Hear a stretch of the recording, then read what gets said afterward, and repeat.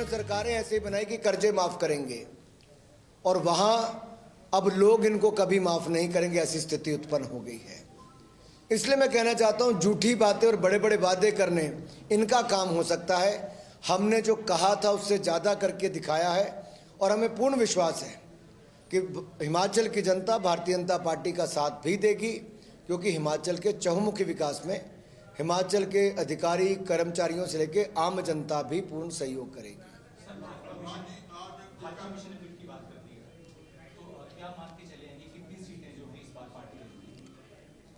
जितनी हमारी पिछली बार सीटें थी उससे ज़्यादा ही जीतकर हम सरकार बनाएंगे।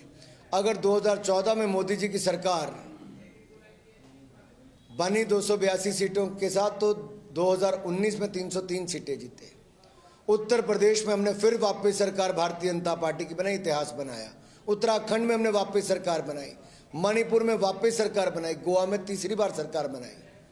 तो डबल इंजन की सरकार को वापस लाने का ट्रेंड देश भर में है। ये हिमाचल और गुजरात में भी होगा, फिर कमल खिलेगा, फिर डबल इंजन की सरकार आएगी।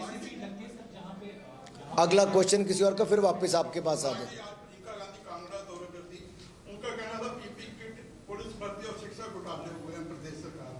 कांग्रेस कोविड के टाइम पे घरों पे सोई हुई थी।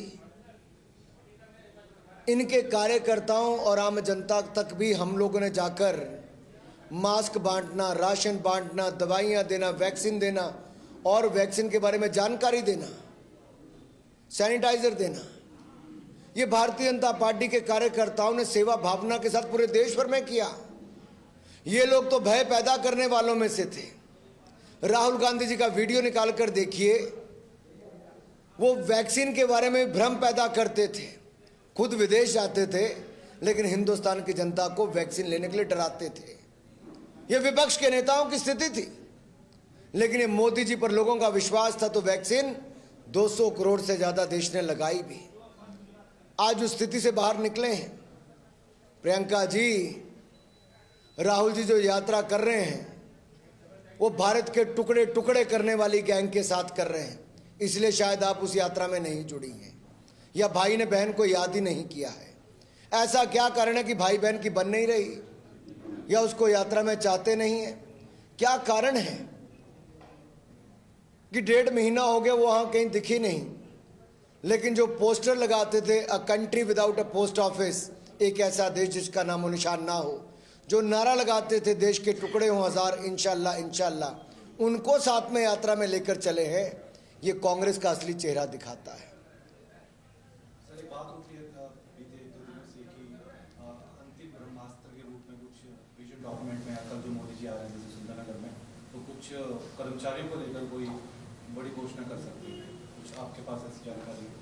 देखिए, मेरे पास ना कोई ऐसी जानकारी है और मीडिया में कई तरह के क्यास लगाए जाते हैं। हम विकास और जन कल्याण, भाजपा की पहचान विकास और जन कल्याण, इसके लिए हमने लगातार काम किया है, आगे भी करेंगे। और हमारी आज तक की सरकारें सुशासन और विकास के लिए जानी जाती हैं। घोषणा पत्र में भी आप हिमाचल प्रदेश को आगे ले जाने के लिए, जन कल्याणकारी नीतियों के लिए और हिमाचल के हितों के लिए हम क्या क्या करने वाले हैं, सबकी जानकारी मिलेगी।